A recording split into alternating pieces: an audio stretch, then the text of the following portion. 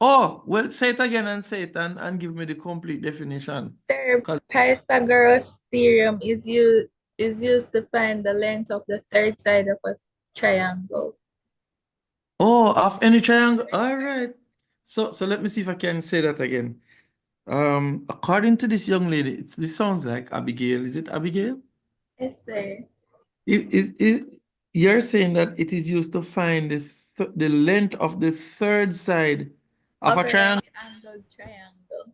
Oh, you see how important those adjectives are of a right angle triangle. You have to be very, very precise with your explanation or your definition. Very good. Thank you very much, Abigail from Clarendon College. Thank you so much. Um, yes, you can't miss any of those words in, and if you miss them, you have to find a way and put them in. All right, because it is important. It is used to find the third side of a right angled triangle. All right, it's not just any triangle, it has to be a right angle triangle because it won't work for the other ones. All right, it may or may not work for the other ones, but it is specifically for a right angle triangle. Thank you very much. Um, so we're going to get right into it now. Let's first talk about, before I started the class, I went on Google to see whether or not we should classify Pythagoras' theorem as trigonometry. And I didn't get a conclusive answer. Yeah, I was wondering, is Pythagoras' theorem trigonometry or not? Because trigonometry is study of the angles and the sides and how they affect each other. But Pythagoras' theorem just deal with the sides, the three sides of a specific type of triangle. So I don't know if Pythagoras' theorem is really trigonometry. So out there, they are trying to decide whether or not it is a part of trigonometry or it is just geometry. But that's no big deal. What's important is that you understand how Pythagoras' theorem works and then now understand how trigonometry works. So trigonometry, I'm going to repeat myself, is the study of how the sides and the angles in a triangle, as the name suggests, trigonometry, TRI. Yeah, in a triangle. All right, so let's get into it. Um, Icebreaker now. Oh, this is from yesterday, so let's keep moving. You remember this? Let's keep moving. That is us going through Pythagoras theorem there. And then no. Trig ratios, trigonometry. So the very first thing that we want to look at is, let me show you why we need to be looking at trig ratios today. I don't know if I can annotate. Let me see. Yes, I can draw today again. Good. So let us look at this triangle here. I'm going to draw a little triangle right under here. See there? And then do that. And put that right there. And then I can put maybe 18 right there, 18 centimeter. Can you use Pythagoras theorem to find, let me put 30 right here, so 30 degrees. Yes, man. Can you use Pythagoras theorem to find a side of that triangle? Anybody? No, sir. Why? Sir, because we were not given two sides of the Thank you triangle. very much. Straightforward like that. She used very small number of words. That is so accurate. Yes. Because we need two sides and we were only given one side and an angle. And Pythagoras theorem don't really care about angles. They just want to say, hey, what I'm doing is for right angle triangle, I'm done. That's what Pythagoras theorem is about. Right angle triangle, I'm done. Here we have one more piece of information, but it's not a side. It's an angle. We have 30 degrees and we have 18 centimeter. So this is where trig ratios come in now, trigonometry. Trigonometry say, hey, if you have an angle and a side I can assist you in finding another angle or another side. All right? So that's why we need trig ratios. So let's get into it. So the first thing we need to do is let's just sort of recap a little bit on triangles. We did this first class, we spoke about the different types of triangles. You can classify them according to their sides or according to their angles. So if we're talking about the sides, we could say equilateral triangle. Equilateral. We could say scalene. Somebody tell me the third one that I'm missing. Isosceles. Isosceles. Very good. Isosceles. Thank you. Thank you. Isosceles. Good to hear the boys' voices, because sometimes the girls are so involved and the boys are left behind in this country. So it's always good to hear the boys. Good. So see there now, sides, equilateral, scalene, and isosceles. What can you tell me really quick about scalene, about the scalene triangle?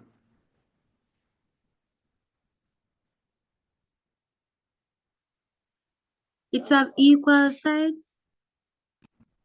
A scalene, me say no? Scalene is very opposite from what you said. So try again. It's not equal. What is not equal? Said they don't have equal sides. Okay, all right, then I could take that. I could take that. Out of the three sides, none of them are equal. In other words, we could say all three sides they have different lengths. Lengths. Let me sound TH and the S. Because some of your some of your mothers are English teachers, So I have to make sure that I pronounce the words properly. So lengths, they have three different lengths. So if I'm to draw, see one here, one that's different from this one and different from this one. Normally we use one stroke. So I need to erase one of this. Sir, and the angles are not equal.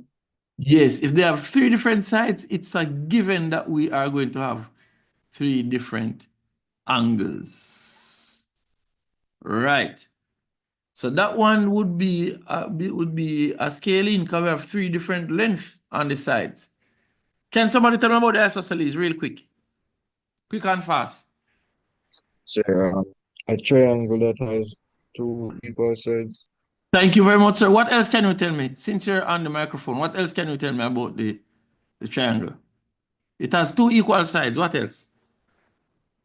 And two equal angles. Exactly. Two equal sides, two equal angles. All right. So I don't know if that one here look like it could have worked as an isosceles. So we have that and that. Those two would be the same sides, and then that would be equilateral there. Good. So we'll talk about equilateral, talk about isosceles. Oh no, we didn't talk about equilateral. We talk about isosceles and scaling. What equilateral mean? Although I think the word itself kind of explain what's going on. Somebody tell me what equilateral mean. Sir, both angle and sides are equal. Right. All angles and sides are the same. So you know that give us more information. Look at this. Let's say this is an equilateral. Can you tell me the size of one of the angles in this triangle?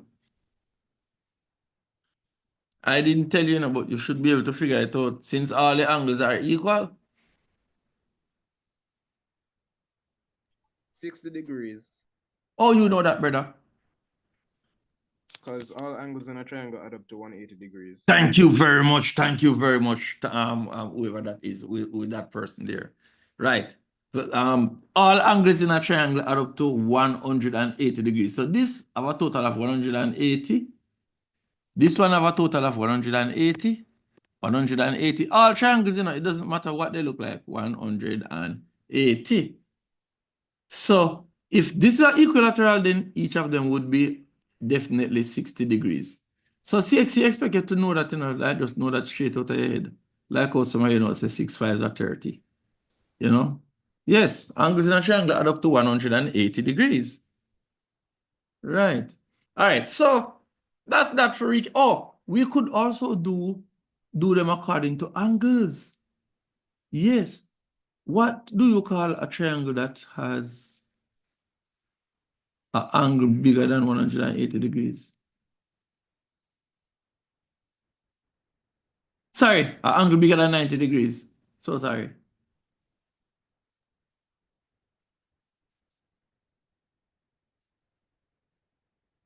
Taking too long, obtuse. We call that obtuse. Because it have an obtuse angle, we call it an obtuse triangle. What do you call a triangle that has an angle that measures exactly 90 degrees? Right angle. Right angle. Everybody's supposed to know that. You're supposed to answer that long time. Very good, very good, very good.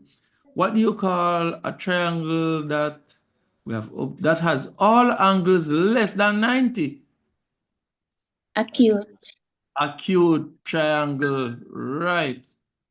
Acute. A long time, nobody not tell me something cute. Me used to hear that when me in high school and then me not hear it again. So like me not so cute again. So the triangle, when all angles are smaller than 90 degrees, we call it an acute triangle. All right. I don't think we have any on screen. Anyway, we are going to move right along. That was just sort of revision like. I'm trying to clear the screen. Can somebody, one of my admin assistant, clear the screen, please? And let's get into what I really want to get into.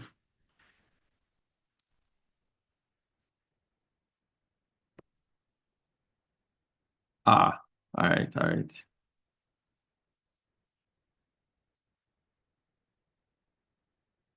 Good, good, good. All right, now. So let's get into trigonometry now. We talk about the different ways we can see a triangle. We talk about the fact that trigonometry is studying the sides and angles of the size and the sides and the angles in triangles specifically. And this part of trigonometry will be looking specifically at right angle triangles. That's very important. Everything that we're doing this evening is directly related to right angled triangles. Are we clear with that, everybody? All right. All right. So now, the first thing that we need to be able to master this topic, if you don't get this part, your life is going to be hard. All right. So the first thing we need to be able to do is identify the right angle, right? Identify the right angle. Yes. So let's just identify them. All of these. Right angle, right angle. I was hoping I would get black, but it's red me get, right, for the color. And then now the next thing you need to be able to do is identify the hypotenuse. Can anybody tell me what the hypotenuse is? The longest side is the longest side. opposite to the right angle. Very good, very good. It is that side that is opposite to the right angle. So like this one. There's another way we describe the hypotenuse. I want to hear that way as well. It is the It's the longest longest side. side on the triangle. Yes, man, is that I want to hear. That's what I want to hear because that's very important. The hypotenuse is indeed the longest side on a right angle triangle, right? And it is opposite to the 90 degrees, to the right angle. So this here is the hypotenuse. Let me spell that. Hypot. E-N-U-S-E. And when you count them, 1, 2, 3, 4, 5, 6, 7, 8, 9, 10. 10 letters make up this word hypotenuse, Yes, 10 letters. So from now on, I'll just write H. H-Y-P. H-Y-P. See there again. H-Y-P. Why here, sir? H-Y-P. Yeah, hypotenuse. Now, the other two sides, when I was doing Pythagoras' theorem, I did refer to those two sides as the perpendicular sides. Right? And they still are the perpendicular sides. But how do we name them? Now, one of them is, if one of them, we normally, we call one of them the opposite, but we don't just say opposite side, We have opposite and adjacent. But we're not just fling on the word opposite and adjacent on the triangle like that. We're not just do that. No, sir. The word opposite and adjacent actually have a meaning. For example, opposite mean across from, and adjacent mean right next to. So some of you know, if your parents come in from work and cook dinner and everything already, they might be sitting adjacent to you right now. Sometimes I'm teaching and the parents sit with the children and they're learning as well. Yes, so you might have somebody adjacent to you, know, maybe a friend, maybe a parent, maybe a brother, maybe a sister, or maybe nobody's adjacent to you, right? Or I could say nobody is right next to you right now. And then the other word is opposite, right? Opposite means across from. So like most of you sit down opposite to your TV screen. Does that make sense? Does that make sense? Yes, sir. Yes. Yeah, And you know, cool. a lot of times when your teacher is teaching you, your teacher is opposite to you, like the teacher's in front of the class and the teacher's in front of you. So some people say in front of, some say across from, some people say opposite, right? So for this topic, we're going to be referring to the one on this side as the opposite and the other one as the adjacent. Now, this is a big deal, you know. You have to catch this. You have to catch this. So how do we decide which one of the perpendicular sides is the opposite and the adjacent? Hypotenuse is just straight in your face. It is longest side. We don't have no controversy over that, right? And what I'm going to do now is to avoid any controversy over which side of the triangle is the opposite or the adjacent. Now, when somebody say, hey, you're adjacent, you know, that's kind of incomplete, right? Because the next thing you're going to ask them is adjacent to what? What am I adjacent to? What am I next to? Why are you saying I'm adjacent? So the other person will say, oh, sorry, you are adjacent to that bag that I want you to pass to me, to hand to me. Or that bag is adjacent to you. Could you pass that bag adjacent to you, please? Get that? So then, if we are looking at this angle right here, so. Yeah, everybody looking at the blue triangle? Yes, sir. Right. I put an angle right here. If I put an angle right there, it's going to, this side is going to be adjacent, opposite to it, see there? This side is going to be opposite. And then this side down here is going to be adjacent to the angle. So what is it that determines the opposite and the adjacent? The angle. Thank you very much, Thalia. The angle. So what if I put this angle right here? I put an angle on the yellow triangle. Look on the yellow triangle, everybody. I put an angle right here on the yellow triangle. Could you tell me, you know what, make your life easy. P, Q,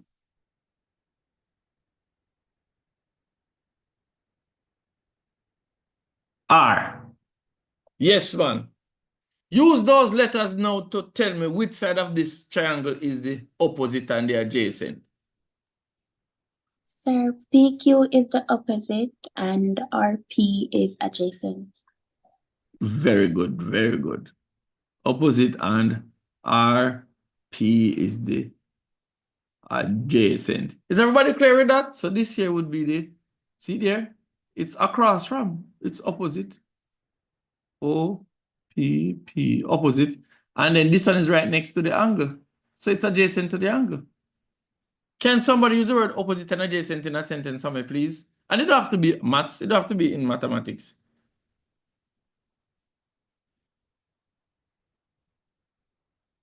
Anybody? Anybody who love English language? Make a sentence using the word opposite and adjacent.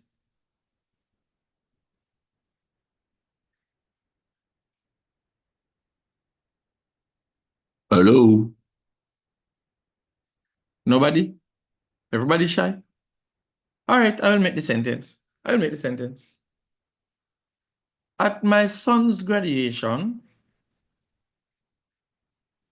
my wife sat adjacent to me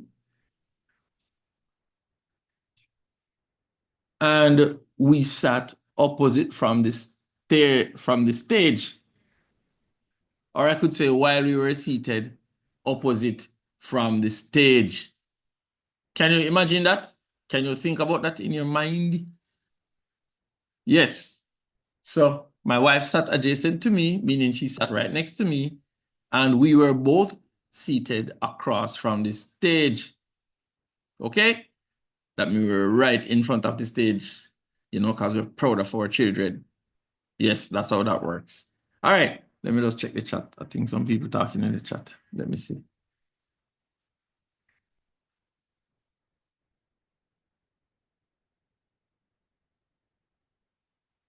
Oh, did you know that somebody responded to the chat with the sentence? This person is afraid to talk in the mic, so they sent me. All right. Yes. All right. Good job. Thank you. Thank you for those sentences. All right. So I see somebody here asking, what level of math is this? You know, when it comes to this stage, we don't really call it level, we just call it topic. Which topic in math is this? Because all of these topics you have to do on CXA. So different school do different topics at different levels. Like some people do some topics in fourth form, and another school might do it in fifth form, and the other way around. All right. So sometimes it's not even about level. It's just all the different schools arrange the different topics. All right. So moving on. Let us name the different sides of this triangle. If I put an angle right here, somebody name, let me call this ABC. A, B, C. Somebody tell me the opposite and the adjacent for this one. Quick, no man. The opposite is C. C is an angle, you know. Sir, AB is adjacent, meanwhile BC is opposite. Yes, that's how you say it. Say it again. So AB would be AB is adjacent, while right, BC is opposite. and BC would be the opposite. All right, very good. What about blue not blue? That is a purple, lilac.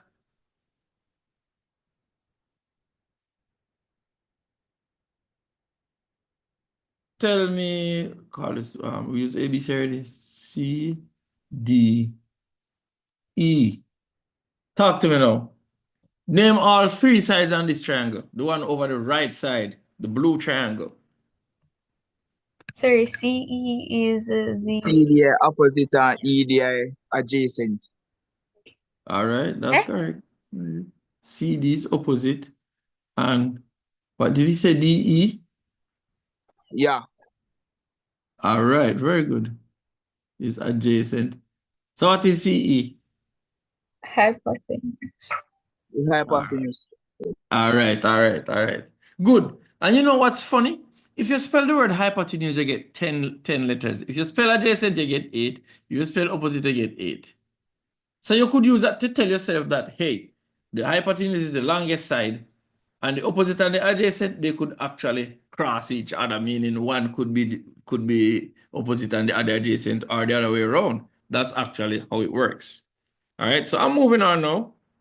Now I want to start to try and trick you up a little bit.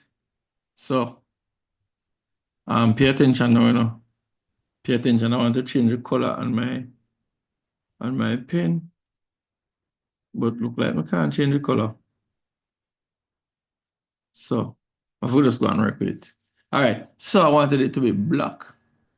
All right. So let's look at this now. What if I give you, say, 60 degrees right there, so I give you 30 degrees right there, so I'll put on this right there.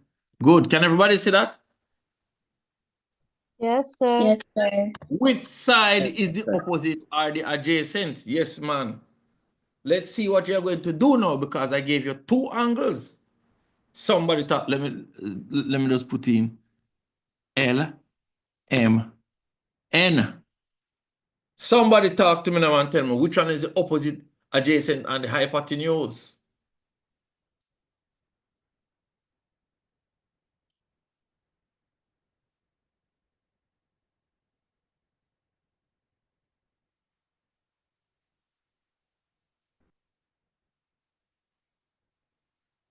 Where are my people?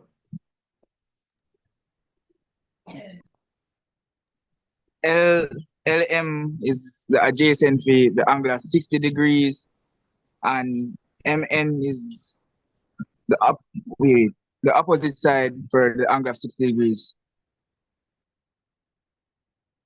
Jeez and peace. This boy not easy, man. This boy nailed the thing, properly said. So you know that this young man completely ignored the 30-degree and just stick to this. And that is such a good thing to do in this situation. He just decided on one. Very good. So he's saying that if I'm looking at 60 degrees, then this is the adjacent. Very good, young man. And then this would be the opposite. And then somebody else now might say, well, you know what? I am paying attention to the 30 degrees. That person that is paying attention to the 30 degrees will call this one the adjacent and call this one the opposite. So because of how the young man answered me, I am forced to take his answer. I have to tell him that he's correct, because he is. But if he had said this one over here, I would still have to take his answer. So another good answer is, sir, it depends on which angle you're looking at. But the young man didn't, he just made a decision and said, yeah, what? I work with 60 degrees. And say, sir, LM is the adjacent to 60 degrees. MN is the opposite to 60 degrees. Absolutely correct. Very good answer, young man. Very good. I can move on with that. Is everybody, by the way, any questions? Any questions? Because this is a big deal. Everybody must get this part, or else you are going to be weak moving forward. Can everybody know name the sides of a triangle given an angle? As a matter of fact, we call this the angle of reference. In other words, the angle that we're referring to. Angle of reference. So you must be referring to an angle, just like the young man did. I gave him two angles and he made reference to one and gave me a correct answer. All right? All right. So I am going to move right along now, because we spent enough time on that. All right? So now, next thing I'm going to ask is, I want to clear the screen here. Let me see if I can clear the screen.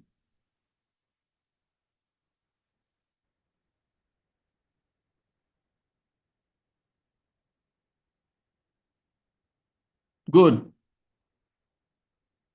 Good. Let me ask you three basic questions. They are very easy, so feel no way. Just go ahead and answer me. How many sides does a triangle has? 3. Thank you very much. Thank you very much. How many angles a triangle has? 3. Thank you very much. 3 sides, 3 angles. And so for this topic, what we're going to be looking at is 3 relationships. What are these 3 relationships called? Sine, cos, and tan.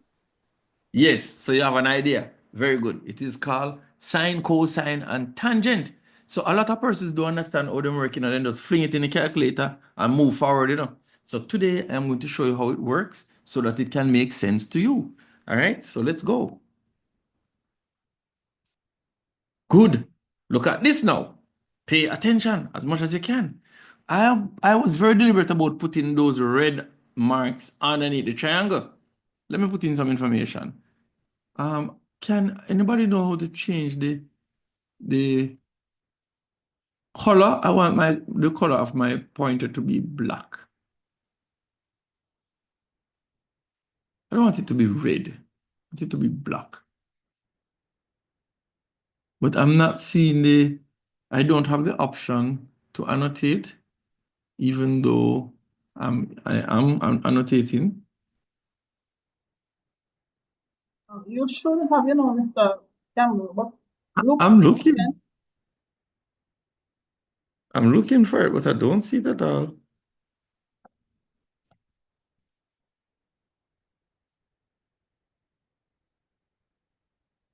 I would prefer for my pointer to be black.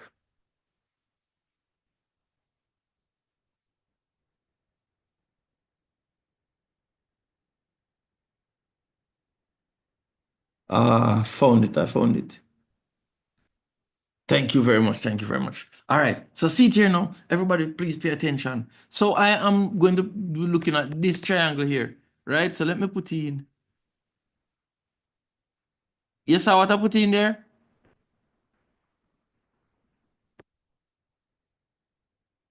I put in this symbol that says it's a right angle triangle. Let me put it in for all of them.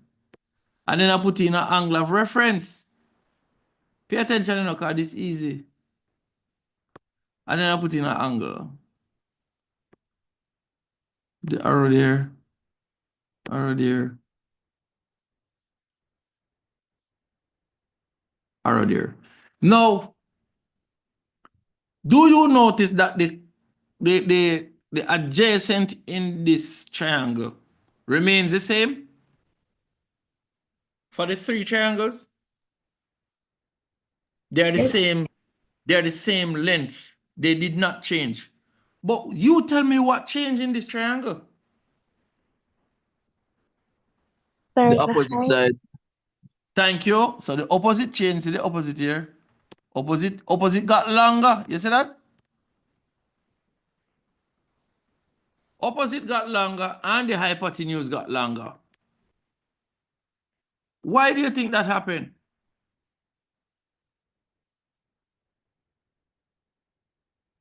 Because this angle here got bigger. So this is angle plus, and we could have called this angle plus plus, right? So when we increase the size of the angle and it affects the opposite and the hypotenuse, we give that relationship a special name, sine. Are we clear with that, everybody?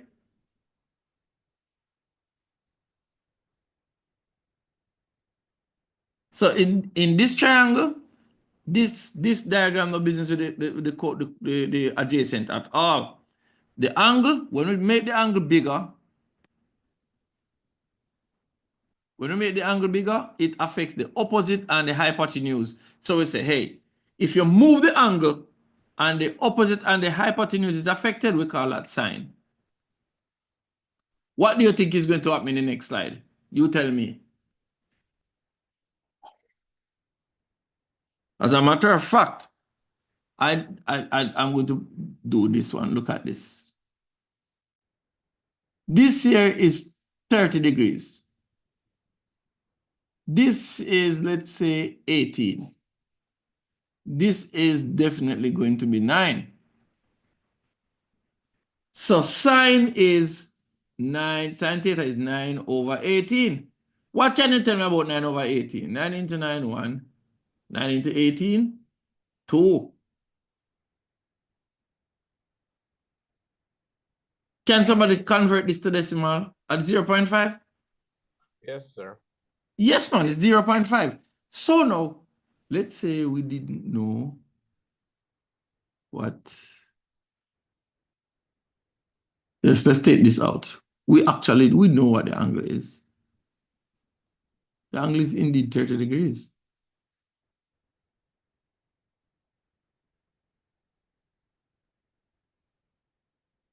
Yes, so put 30 degrees here. So this sine here, this word sine is saying opposite over hypotenuse, you know? Opposite over hypotenuse. That's what this word represents. Opposite over hypotenuse. So they are saying when it's the opposite over hypotenuse and the angle is 30, the relationship between the two is going to be a half. In other words, let me see if you're paying attention. In other words, suppose the hypotenuse was 40.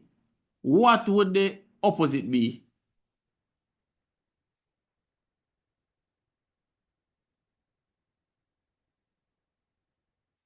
20. 20, thank you very much. Thank you very much. It would be 20. But if, as long as this angle is 30 degrees, then the relationship between, as long as this is 30 degrees, the relationship between the opposite and the hypotenuse is going to be a half. And this is set in stone. So if tomorrow I give you a triangle and tell you that this is 30 degrees and tell you that the opposite is 21, you're going to smile and say, oh, well, the hypotenuse is, talk to me. 42. 42, thank you very much. And you can't make any mistake, you know, because you know the hypotenuse is the longest side. So it cannot be half of 21. It must be twice the length of 21, as long as this angle here is 30 degrees. Of course, it's not always 30 degrees. It can be a number of other angles. So let us quickly look at the other slides now and see how cosine work. Look at this now. Cosine now, you see I put these three bars again. It is to say that the opposite is not being affected. Put back the angle right here. Right angle. Angle of reference. Right angle. Angle of reference there.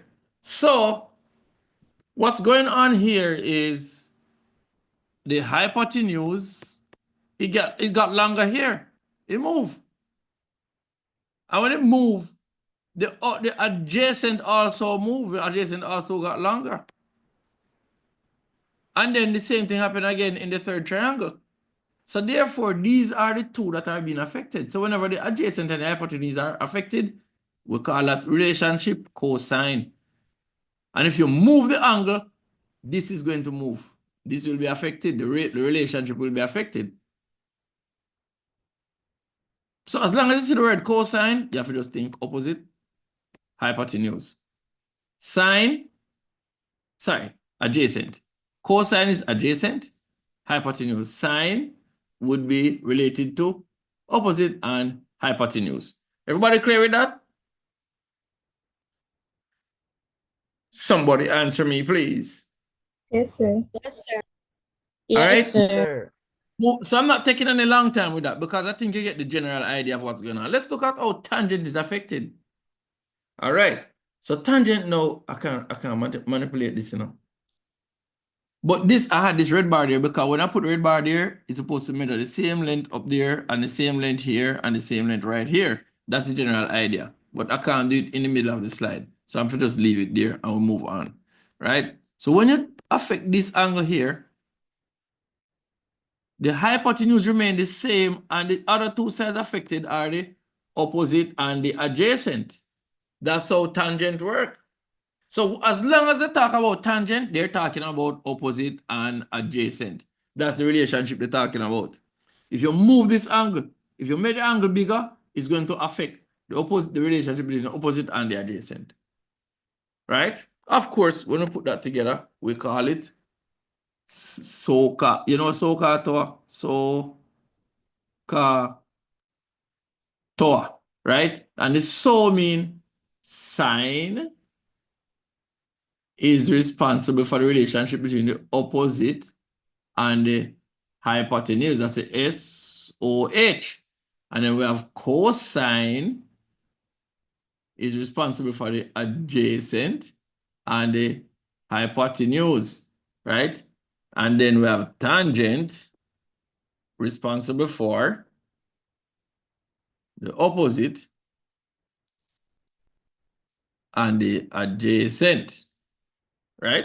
So to remember it fast, this is SOHCAHTOA. But my best friend, I don't know if you know Garrett Gordon, you wouldn't know him. My best friend, he was the one who taught me this topic, you know.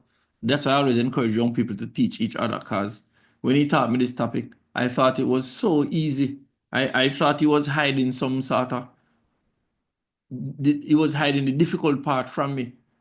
So I asked him, that's it? And he said, yes, man, that's it. And he told me that some people say, some old horses can always hear their owners approaching. Yes, that was how he remembered this. I don't know who told him that. Maybe his math teacher told him that. Some old horses can always hear their owners approaching. Some people, I remember it for all the years, about 35 years now, 30 years, somewhere between 30 and 35 years. And I still remember it. But, I don't know, this does seem easier. SOHCAHTOA. I think most people just use SOHCAHTOA, right? But I will always remember my best friend for that. He was the one who taught me this. Good. So anyone, you can use anyone. Some old horses can always hear their owners approaching, or you can just say SOHCAHTOA. And that's the mnemonic to remember this. It turns out that they give you a formula sheet, so you don't even need to remember it. But you need to remember the sides that are related and the name of the relationship, sine, cosine, and tangent. All right? What do we have up top now? Write the trig ratios using the appropriate sides involving each angle. Okay, good. So let me clear the screen and then give you this activity to do.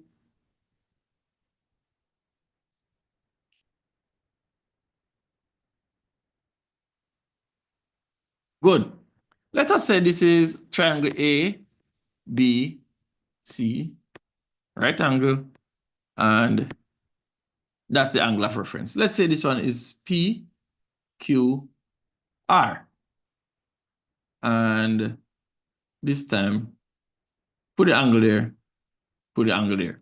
So write the trig ratios using the appropriate sides involving each triangle. Are you going to send it to me in the chat, or we're going to talk about it? Some people send it in the chat so that some people send it in the chat so that I can see the answers that you give. All right? I won't be able to look at it's not practical for me to see everybody's answer, but give me some responses. I want some feedback.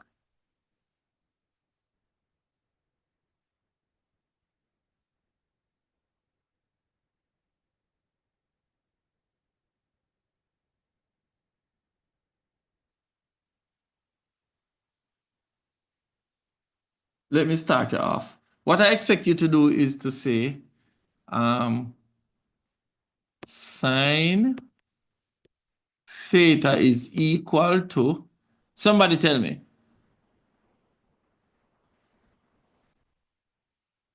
Use two letters to name each side. A and B. All right, is equal to what? C. Say it again. A and B is equal to C. No, I'm not sure I understand that. AB is a side, you know. BC is a side and AC is another side. So which side must go over which side according to the ratios?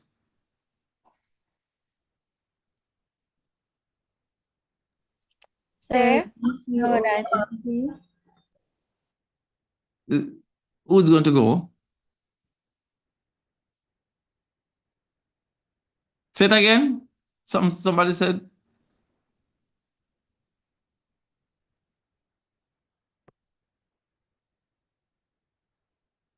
BC Sir, BC. over. AC. All right, very good. Let us look at cosine now. This time a boy now.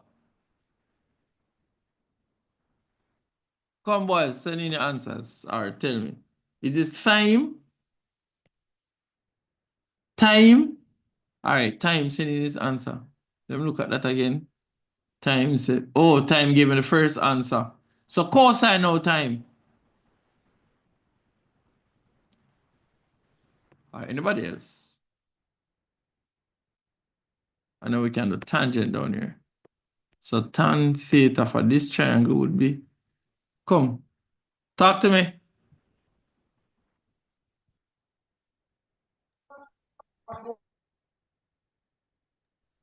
Sir, Q. Sir, BC over AB. Let me see. BC over A. Yes, BC over AB. Yes, that's correct. What about cosine? Nobody gave me cosine. Sir, Sir, QR AB over PR. AB over AC. Very good. Let us go over to the yellow triangle now. Let us do sine for the yellow triangle. So sine theta is equal to, talk to me.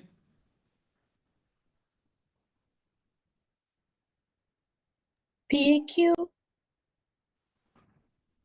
PQ over what? PR. Over PR. PR, sir. Very good. Cosine. PQ over PR. Cosine. Cosine? That one was the answer for sine, but we're doing cosine now. QR over Sir, P. PR over PR. All right, QR over PR. Very good, very good. Tan theta, really quick.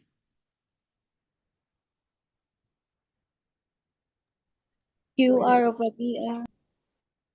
Say it again.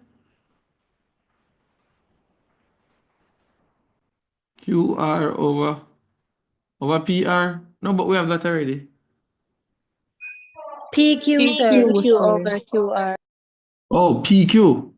All right. PQ over PR.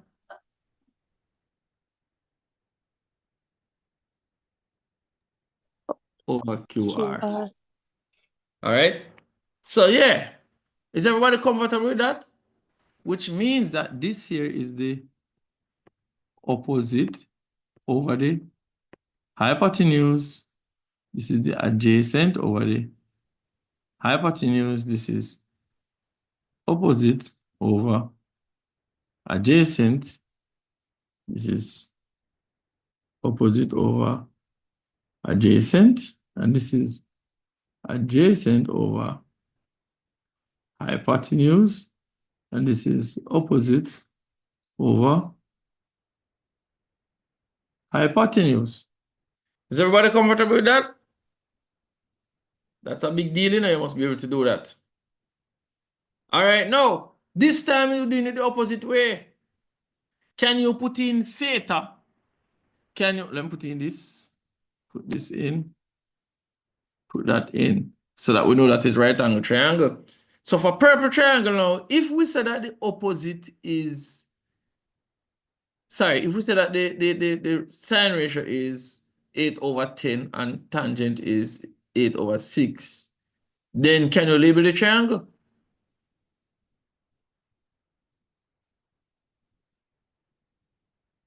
This here is opposite. This here is hypotenuse.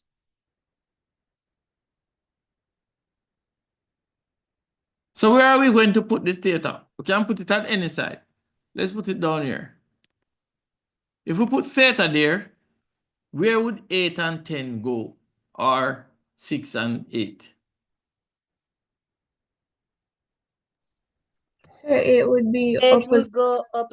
of, and 10 would be opposite of the right angle. Right. Why don't you say 10 would be the hypotenuse? Yes. Yes.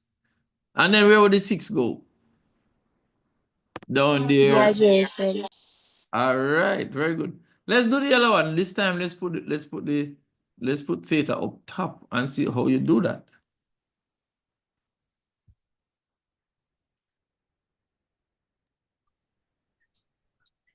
Oh, wait. This, I didn't change one of them. I didn't change one of them, you know. So let us ignore this one here. I didn't change this. All right. So let's see if you can label that. So 10 would be on the hypotenuse. And then the 7.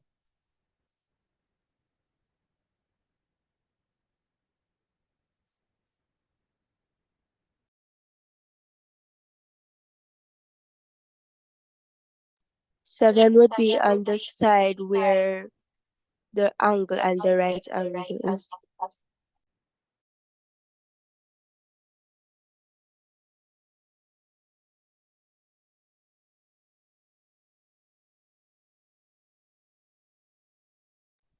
Where would you put 7?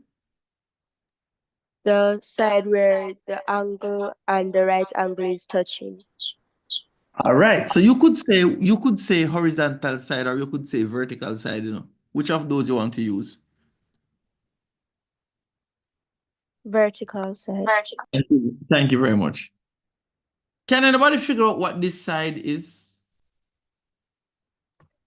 Opposite. Yes, it's the opposite, but could you find the length? Yes, sir. How would you find the length? 8. Is 8? I actually don't know the length, but how would you find it if you wanted to know it? Python. Huh? So tan equal opposite over Somebody adjacent. So we don't somebody eat. said it a while ago. Would be half of Pythagoras' theorem. That's what you're to say. Use Pythagoras theorem and find it. We would just say perpendicular side square plus the other square equal 8 square. And let's call this 10 square. So we're doing Pythagoras theorem now, and then we'll do 7 square plus q square, and that would be 100 minus 49, and then the square root of 51. So this here is the square root of 51. That is what, 7 point something, you know? 7 point something. So that's what this would be. You just use Pythagoras theorem and do it. All right. But anyway, I'm moving right along. Now, what we need to do now is, everybody have a calculator? Yes, You sir. have access to a scientific calculator? Yes, Could sir. you tell me the value of sine 60 for me?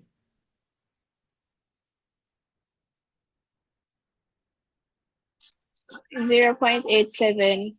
So 0.87. Did you get 0.866? yes, Yes, sir. sir. Yes, sir.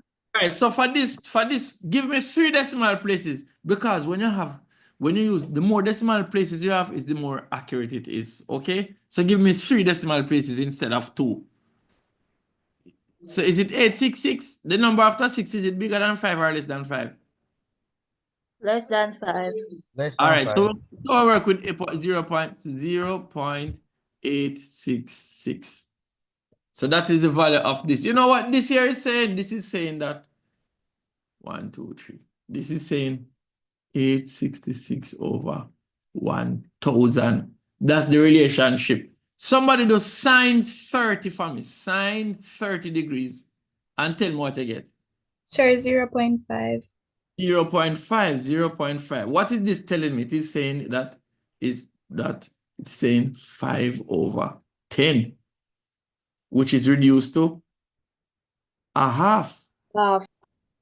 So this is saying that whatever the opposite is, the hypotenuse is going to be twice as much. And it's a similar thing for this relationship up here. So the different angles will tell you the different relationships, but they give you the relationships in decimals. All right, the easiest one to understand is sine 30, because sine 30 means a half. So that is very easy. Everybody know that one. If you do trigonometry, you must know sine 30. Do tangent 80 for me, please, on your calculator. 5.67. 5.671. 5.671. 5.671. You giving me 3 decimal places. All right. Is it? Yes. Do cosine 50 for me. Sir, 0.642. 0.643. 3. That sounds like you're on it off. Yes, sir. Very good, very good. So you must be able to do that with your calculator. All right, everybody must be able to do that. And then guess what? What if we want to do the inverse? Let us practice the inverse with sine 30. Sine of 30 degrees is going to be 0.5. So the inverse now means that you put 0.5 in with the inverse of sine, and it's supposed to tell you that, hey, if the relationship is a half, that means the angle must be 30 degrees. That's how that works. So now, how do you do that? If your calculator have second function, you press second, you type this first, press second function and sign, and then press equal, and then you're supposed to get 30. Try that and see if you do it properly. Sir, that is syntax error. Syntax error, that Yes. means, all right, the more modern calculators, for the more modern calculators, you have to press either second function or inverse, and then you touch sign. When you do that, this is going to come up. Once that come up, you put in 0.5 and then you press equal and you're supposed to get 30 degrees for the more modern calculators. Tell me if that works. It work? Yes, sir. Yes, sir. All right, very good, very good. And then now I want try cosine 60 and tell me what I get. Cosine 60 degrees.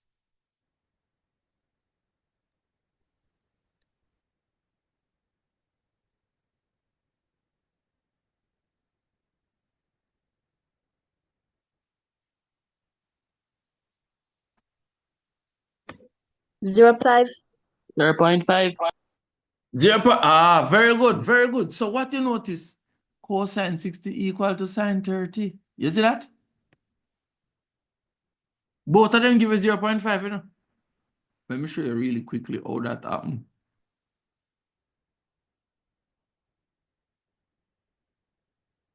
All right, let's look at this calculator. This triangle. Good. Let us say if this is 30 degrees and this is 5, that means this is going to be 10. Everybody see that? This is opposite. This is hypotenuse. So therefore, sine 30 degrees is equal to 5 over 10, right? Which is the same thing as 0.5. So now, let me show you something.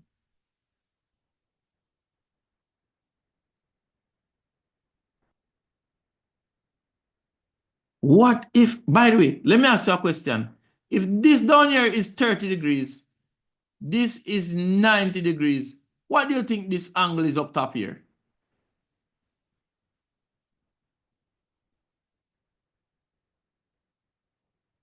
$60. It has to be 60 degrees. Thank you very much. So this angle here is indeed 60 degrees. Now, if we ignore this angle and look at that, look at this. 5 and 10. Which side is this now? The adjacent. And this is now this never changed. This is the hypotenuse. So do you see that this is saying cosine 60 degrees is equal to 5 over 10? It's the same triangle, you know? Same triangle. But this person is ignoring the 30 degrees down here. Just like the young man did. So he's using the 60 degrees up here, and the other person down here is using 30 degrees, sine 30, and then they end up with this, both of them end up with the same thing. Same triangle. All right? So what do you learn from that experience? Let me tell you what I expected to take from that experience.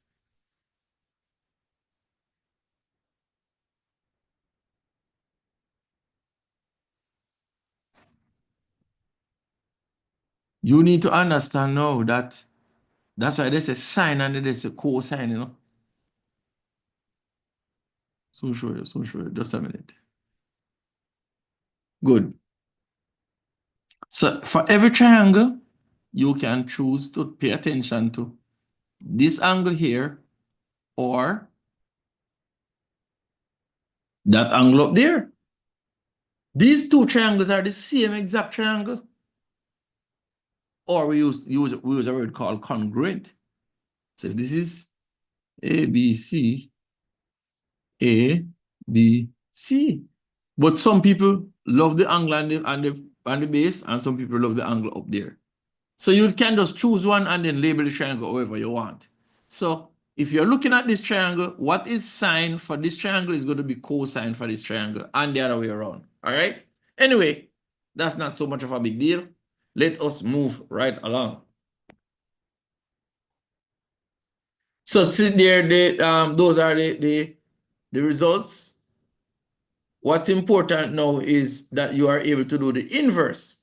So here, if the sine of the ratio is 0.5, then you should be able to use this information to find the angle. Of course, you know that the angle for this is 30 degrees, right? Because we've been playing around with this one.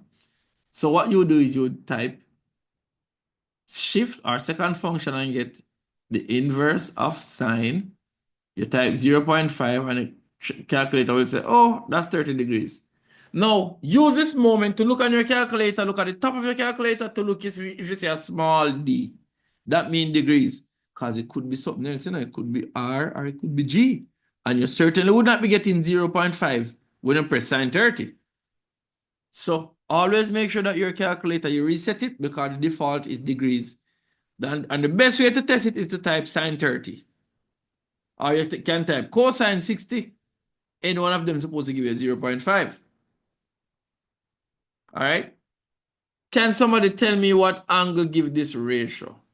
19.08. Sir, 86.9, sir. Jeez and peace. The student did long time 86.9 degrees. You have to say degrees, you know, because the angle you're getting. So did you type My word. tan -1 19.08? That's what you typed? Yes, sir. And it gave you that. Very good. So anybody do this one and waiting? Like that young man was waiting for me. 49.9. Jesus, please. 49.9. I wonder if they meant that could be 50 degrees. So that means you typed cosine shift and get -1 and you type 0.643 and it told you that this relationship is definitely 49.9 degrees. All right then. So since you finished that, I'm going to move right along. Let us look into how, see somebody showing you how to do that there. See the second function? Yes. All right. All right. So look at this situation now. No, we're going to use our knowledge, our so-called taught knowledge. So-called taught, right? Calculate the side, the length, calculate the length, the side length marked C to the nearest whole number. That means they don't want any decimal, you know. So they wanted to find this side here. So you already have this side. Which side is this? Opposite, adjacent, or hypotenuse? The 8. Which side is that? Adjacent. Adjacent. Very good, man. Very good. That young man sounds confident. AD, adjacent. Which side is this they are asking us to find? The hypotenuse. Hypotenuse, man. So then, which ratio or which relationship deals with hypotenuse and adjacent? Cosine. Cosine, man. Very good, very good. So you just say, all right, then cosine of 25 degrees is equal to opposite over, adjacent over hypotenuse. Is that going to be C over 8 or 8 over C? You tell me. 8 over C. 8 over C. You're sure 8 over C? Some people have to just put in number Yes, bottom. You are absolutely correct. Very good. So see there, 8 over C. How do we find out what C is now? So what we do now, we just do so. Boom. Put it over 1. I'll cross multiply. Anytime you see the equal sign on a fraction, you know you can cross multiply. Equal sign, fraction, you can just cross multiply and get rid of the fraction because people don't like fractions, you know. But you must not be afraid of fractions. 8 ones 8 is equal to C times cos 25. What are you trying to find? C. C. Right. So let me just go up here. So since we're trying to find C, we divide both sides by cos 25. Divide that by cos 25. That cancels that. So now C is equal to 8 divided by cosine 25 degrees. So go ahead and put that in the calculator now. Let's see what happens. Tell me your answer.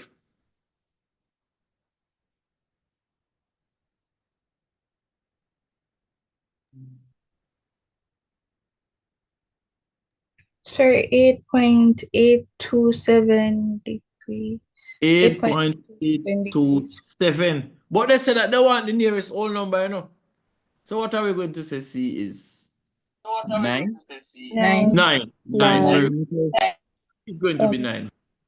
So that means that C is 9 up here, so. Now, can you find B? Let me ask you that.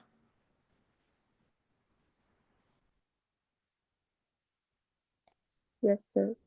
How would you find B? Of course you can find B. How you find B? By using the Pythagorean theorem. Oh my God, you're learning. This girl is smart. Very good. Yes. So we would just use Pythagoras theorem, but you don't have to use Pythagoras theorem. You could actually use tan too. You could just ignore this up here and just use tan, you know. You could just say tan, let me say now, tan 25 equal B over 8. You could do that too, you know. That could work. And you put that over 1 and say B times 1 is B. That is equal to 8 times tan 25. It look like this faster than Pythagoras, you know. Is it? Is it? I'm not too sure. It depends on the student. So now, do that for me, please. And let's see what B is.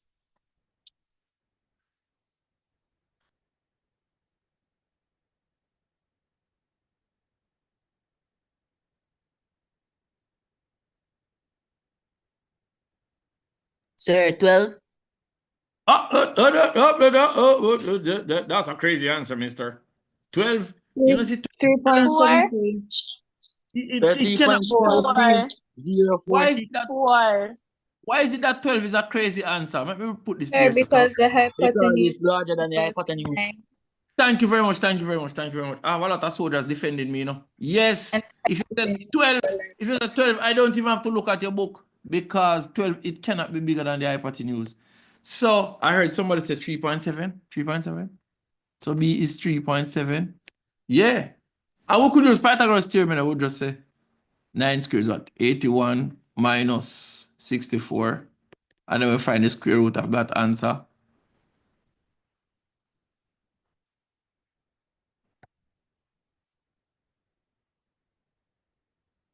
Square root of 17.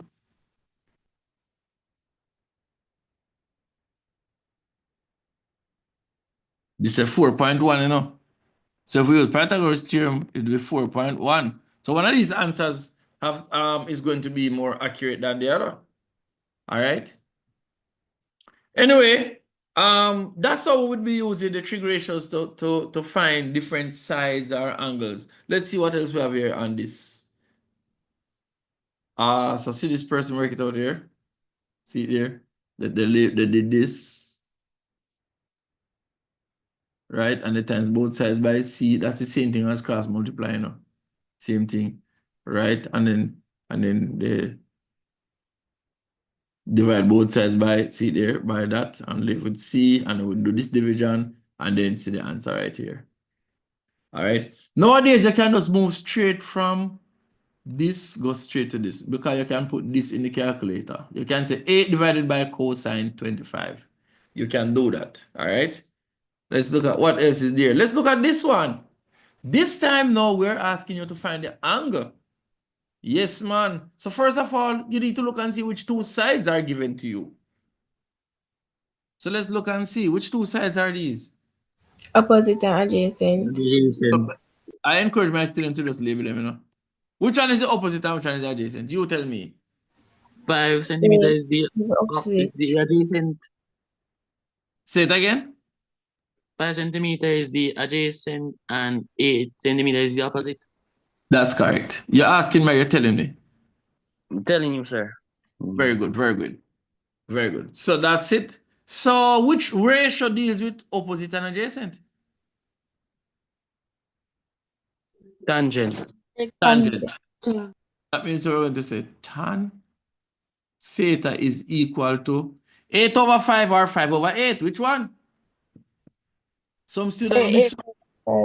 8 over 5. You're sure it's 8 over 5? Yes, sir. Very good, very good. It is indeed Yes, 8 over 5. sir. 8 over 5. You know, sometimes when I ask a student if it's 8 over 5, then switch and tell me the opposite wrong answer. Yes, but you must be confident. If you're sure that the opposite is the opposite and the adjacent is adjacent, then you should be able to confidently say, yes, sir, it is indeed 8 over 5. And then now what we do is we convert the fraction. Some person's calculator don't have to do it. Convert it to decimal. So we go ahead and say 8 divided by 5 is, and it is indeed 1.6. What do we do to find that angle now? So we're going to say theta, which is the angle, is equal to inverse shift our second function of 1.6. And then you write theta again is equal to, somebody do the maths and tell me the answer, please. 58. 58? 57.9, but rounding up 58. All right, then very good. I accept that. 58 degrees.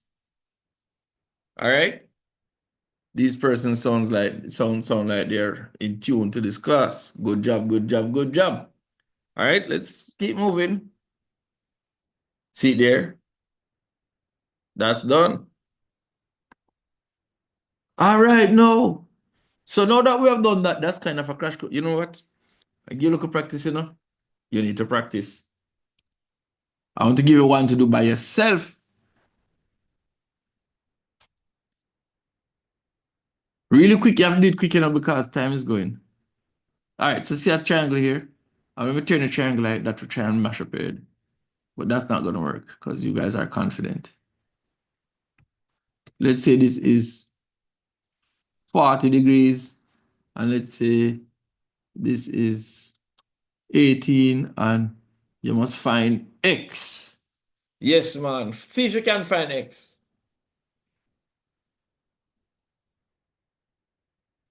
I give you 60 seconds.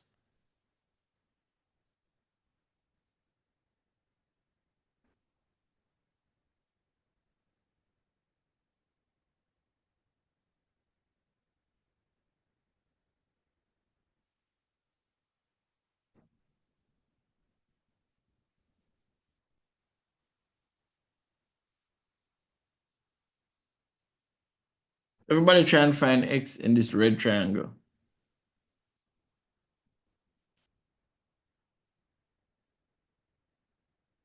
Sir, it could be 12. 12. You know, I actually don't know what the answer is. 12. It's 12? You're telling me it's 12?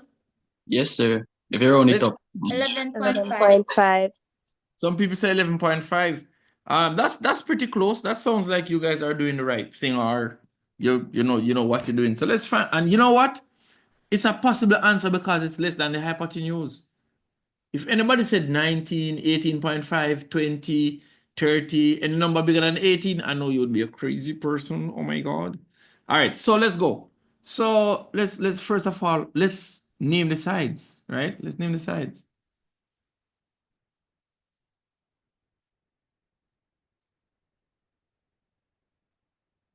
Which side is this?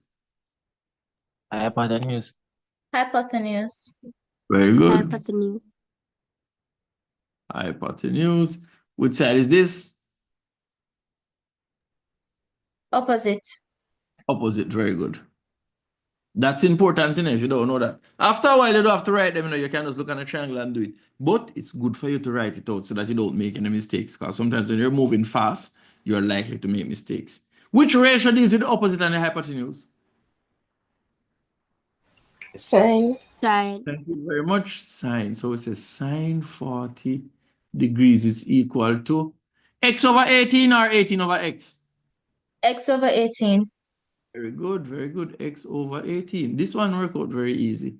So put this over 1 and we cross multiply, right? X1's x is equal to 18. Always type 18 first and then the sine or the cosine or the tangent after, okay? Always put the number first and then the function after. So put that in the calculator now. What did you get? Let me see what I get here. I have a little full old-time calculator. Let me use it up. 40.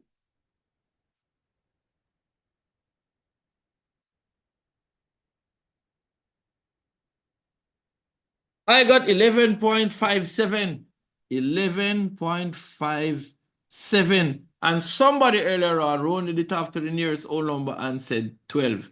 So therefore, both answers are correct. Because one is the exact answer, well, it's rounded. And the other one gave me a rounded figure. All right? Should I give you one more practice? No, we don't have the time. All right? I'm moving on because we have to now look at angles of elevation and depression. Okay? And then we are done. So we soon finish. Try and hold on, okay? Good. So now, angles of elevation and depression. Yes. You see that girl here? It look like she like this guy, no? It look like she like the guy. Because she just smile and look upon him like that. And this guy now, it look like I think him lost him money. That's why I see him stand up and look down, so you know. Oh, let's make up a story. Look like the guy lost the money. I look like the girl find it.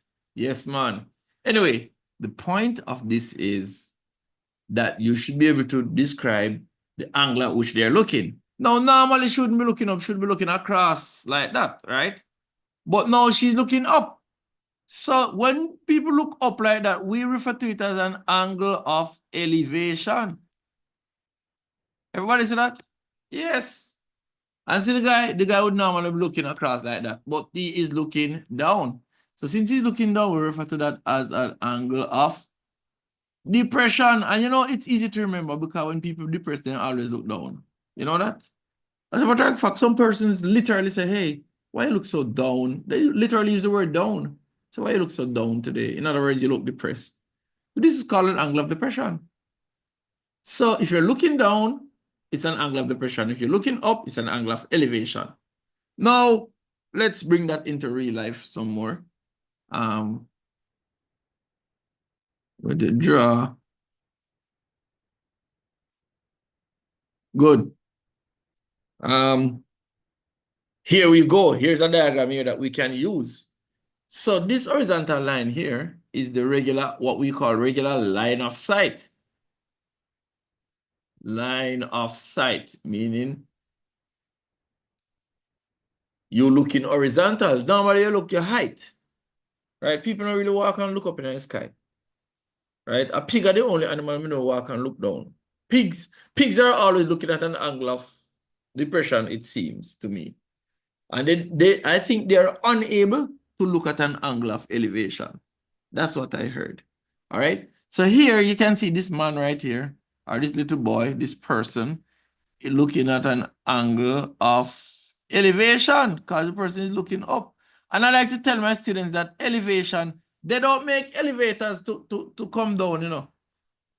The purpose of making elevator is not to assist you in coming down, you know. It's to assist you in going up because it's very easy to come down, right? You can always just kind of run down the stairs, but to climb the stairs to go up is apparently a lot more work, right?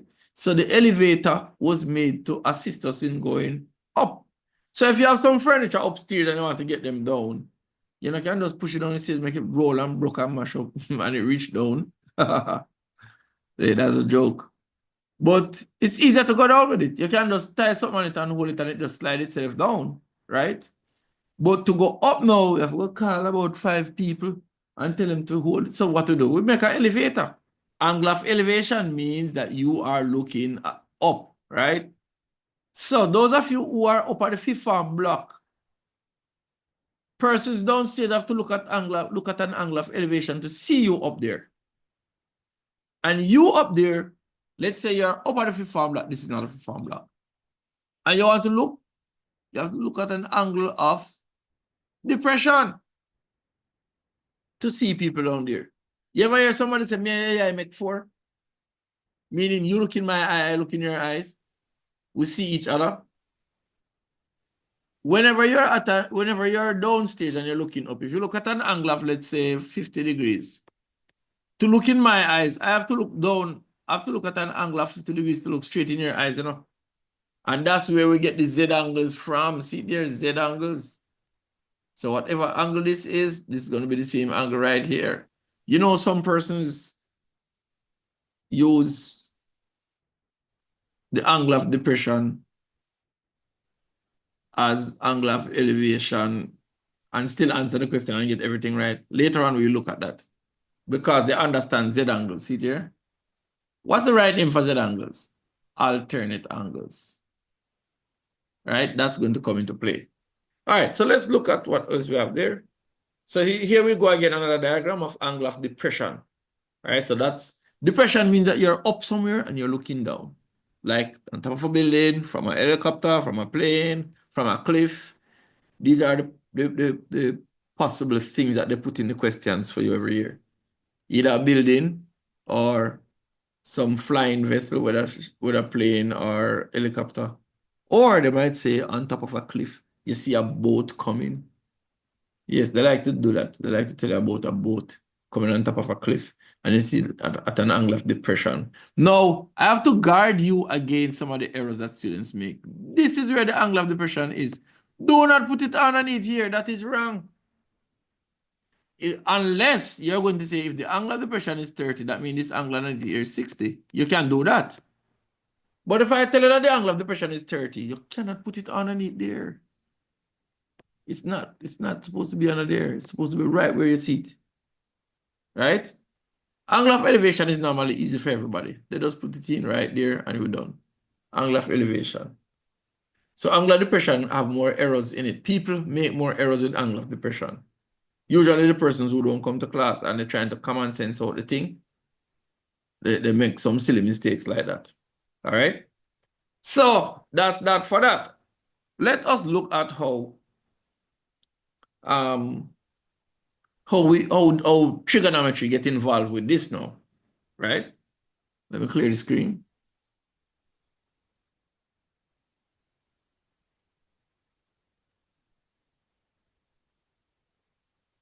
Good. Let's say that man wants to, he sees the apple, maybe that apple is on a tree, right? And they don't show us the tree. Or maybe it fall on the ground and it's right there. And from where he's at, he wants to shoot a bow and arrow to cut into the apple and probably pull it up to himself. If we know that this here,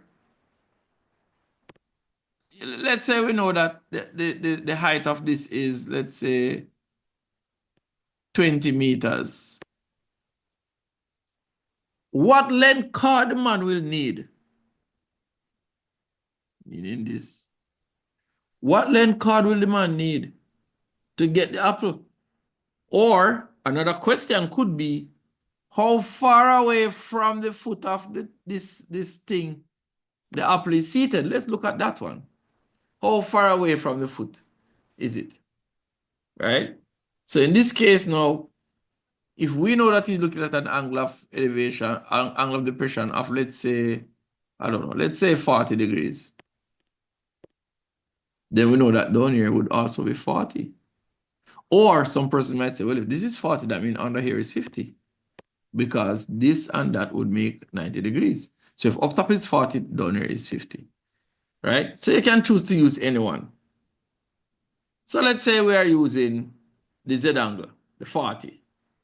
Then that means you would have a triangle like this. You put the 40 there. CSEC wanted to show that. And then you can put the 40 right here as well. Because it's going to be the same. Then you can put 20 right here. And then you use trig ratios to solve it. See there? Which ratio would we use to solve it? We are given 20. And now we're trying to find the horizontal distance. Which two sides are we looking at? Somebody answer me, please. Opposite and adjacent. Opposite and adjacent. So which ratio deal with that? Tangent. Good. Very good. Tangent. So we'll just say tan 40 degrees is equal to 20 over x or x over 20. 20 over x. I always ask this question because I want my students to make sure that they are doing the right fraction when they set that out. Of course, it is indeed 20 over x. And then we put that over 1 and we'll cross multiply again. So now we're going to say 20 times 1 is 20 is equal to x times tan 40. What do we do to find x?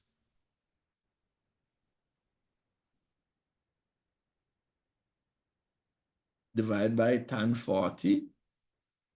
That cancels that. And whatever you do to one side, you have to do to the other side. Good. So x is going to be 20 divided by tan 40. Somebody do the maths and tell me, please.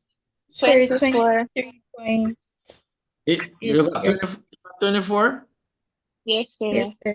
Well, it means that this apple is 24 meters away from the foot of the building. That's exactly what that means. There we go for angle of depression. Angle of elevation is so easy. It's kind of just straightforward. But you have to understand angle of depression so that you can do the subtraction and probably use this number underneath here. Or you use the Z angles over here. You actually use angle of elevation to solve an angle of depression question. All right? Let's look at another scenario. Let us say this dog here is looking at an angle of elevation of, I'm going to use 30 degrees because that's easy. 30 degrees, right? Yes. And we know that this dog is, let's say the dog is 2 feet tall. 2 feet. We know that the dog is 8 feet away from the tree. Can you use this information to tell me the height of the tree? Well, we know this is 2 feet. So can you find this and tell me the height of the tree at which the bird is perched? Perched does mean that the bird is sitting there or standing there.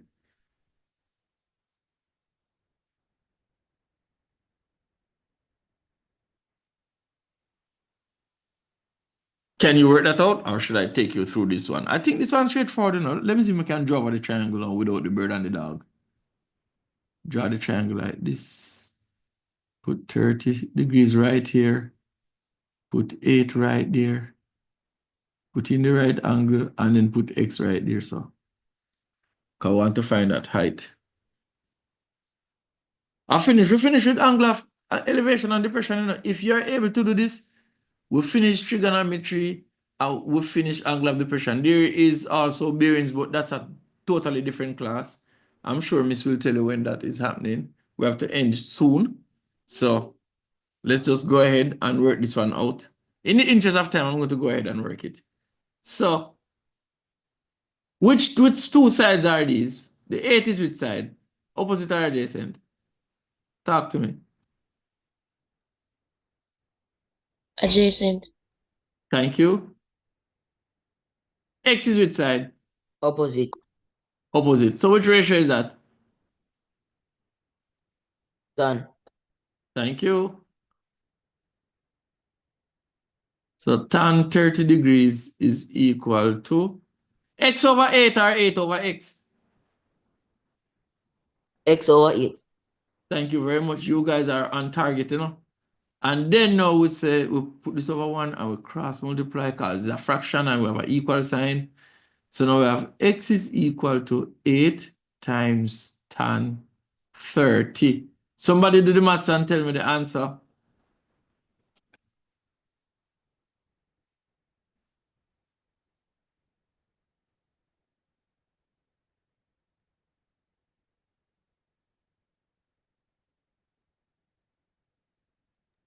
Sir, 4.6. it's 1. I got 4.6. 5, sir. Oh, you run it after 5. You run it after the nearest whole number. Yes, man. That's the general Yes, sir. idea. That's the general idea behind angles of elevation. Good job, good job. And then if the question asks you for the height of the tree, you have to remember to add the 2 feet here, you know. So you'd have to say, let's say 5 plus 2. So the height of the tree would be 7 feet. Right. That's what we would have to do. All right, so we could say that that's that for that. Remember to look out for your Z angles. If this is your angle of depression, this is your angle of elevation. Whatever angle this is, whether it be 50, 60, 70, then this is going to be the same 50, 60, 70. So that's how Z angles work, or the right word is alternate angles. And that's about it. Here is a question. Here's another question. Let me see which one I should work with you. Because time almost done. I'm supposed to end at about 7:15. And we're getting close to that. Let's look at this question. This question is an elevation question. It says a vertical stick of 1.8 meters casts a shadow of length 2 meters on the horizontal, as shown in the diagram below, not drawn to scale. Calculate to the nearest degree the angle of elevation of the sun. So apparently this is the stick, And this here is the shadow. So we're using this information now to find out the angle of elevation. Yes. So let's do this one. This one requires us now to do what? The inverse. So the first thing you need to be able to do is identify the sides. Which side is this right here?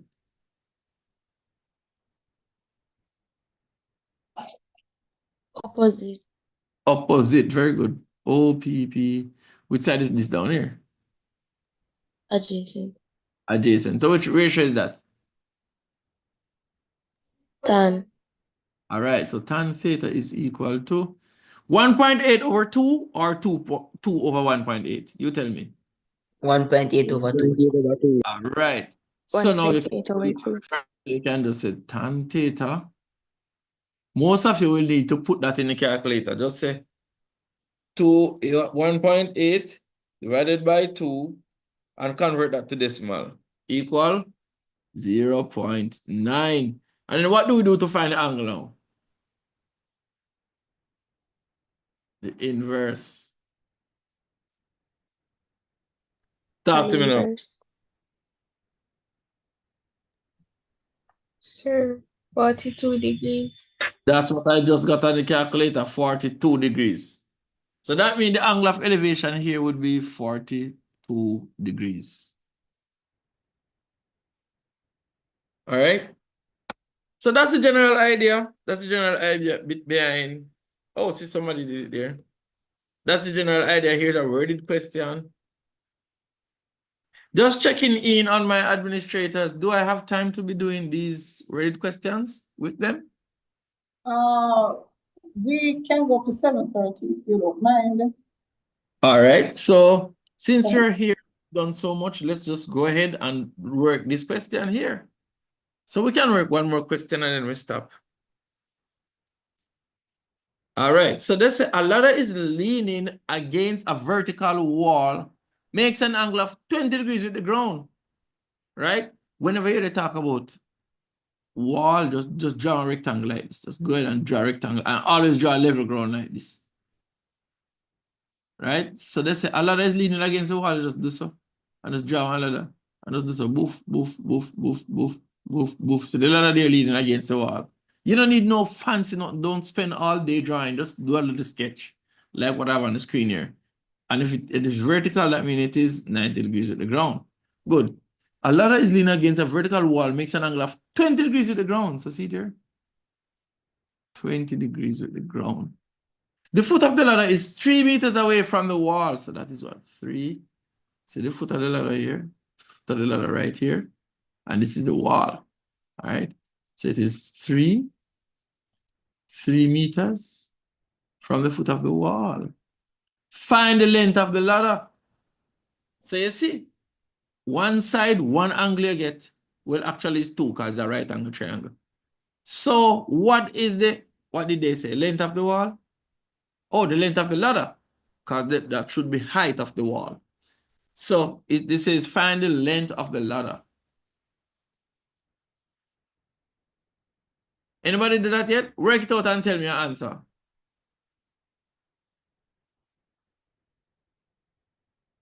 Call this question 1, and this look like question 2.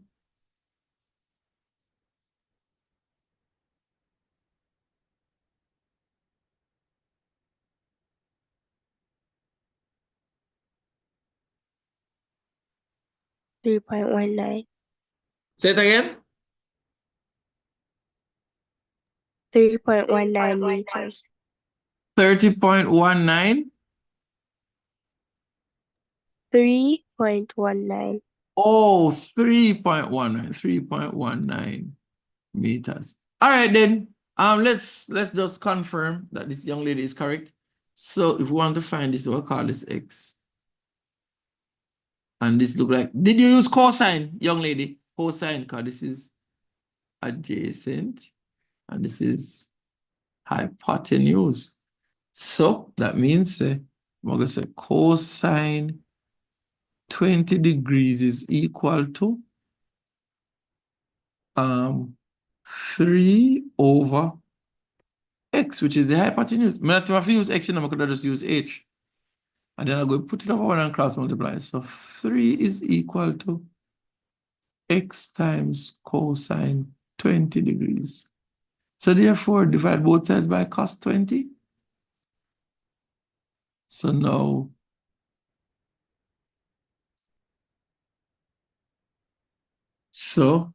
it's going to be 3 divided by cos 20. Somebody put that in the calculator and tell me if the young lady is correct.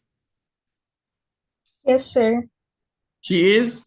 Yes, All right, sir. good job, good job. What about the second one? The angle of elevation of the top of a building at a distance of 50 meters from its foot on a horizontal plane is found to be 60. Calculate the height of the building. Let me remove this diagram.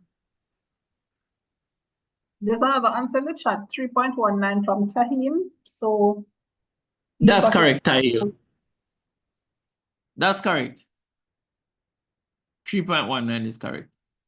Let us look at the second question real quick. That can be our last question for this evening because you've done well. You've been here long enough. Most of you are still there. Congratulations. Good job. That means you are reaching for excellence. All right. So angle of elevation of the top of a building. Let me draw a rectangle? See there? Rectangle. That is top of a building right here. So put T right there. So the top of the building. The angle of elevation of the top of a building at a distance of 50 meters, so this will be 50 meters. From its foot on horizontal plane is found to be 60, so you just do this. And I did say angle of elevation, that means they're looking up. You're supposed to have a diagram that look like this. It's very important that you get the diagram, When you get the diagram, everything else get easy. Good. 50 meters. You're supposed to have a diagram like that. Some people even have time to do this. I'm putting picture, I'm putting door, putting window, and put and push up at top of a building. Yeah. When people get 100 on the exam and then bored, them start draw all kind of something. So, anybody have an answer for me? What is it? This is calculate the height of the building. I'm seeing an answer in the chat, 86.6 meters. Let me see. All right, 86.6. All right, very good time. Anybody else? All right, so time answer reach already. Anybody else? Time say 86.6. All right, let's check it out now. Let's check it out. So this is 50, and the same must get the height of the building. The height, that's an X right there, so. And that looked to me like the opposite over adjacent, right? So that's what, tan? So that's gonna be tan 60 degrees is equal to X over 50. So X is equal to 50 times tan 60. Let me do that in my calculator. 50.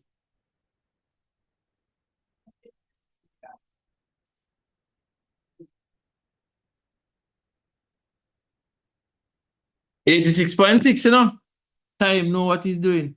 86.6 indeed. So could I call that 87 if they wanted that whole number. Right, 86.6. So guess what? We are going to stop there for today. Challenge yourselves. You have textbooks. Go, know that you know trigonometry. Go and check out the textbooks and go until you buck. And when you buck, you find somebody that can help you. You know, go to a teacher. I doubt any teacher will turn you away if you're trying to figure something out. I can't turn my back on a student that is trying to make headway with any subject I can help with. So go ahead, find a book, answer some questions, and just prove to yourself that you're comfortable with this topic and you move on to another topic. All right? In terms of the next level of this, Miss will tell you about that and tell you who will be doing that. and tell you the date and so on. This will give you all those information. But for now, I think we have covered quite a bit for the evening.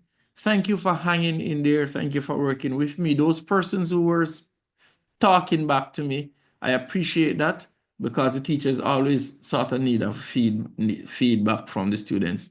So I appreciate when you do that. And again, I wish for you all the best. I hope you do well. Take care of yourself. That's it from me. I'm handing back over to Miss Bryan and the other administrators that are on the.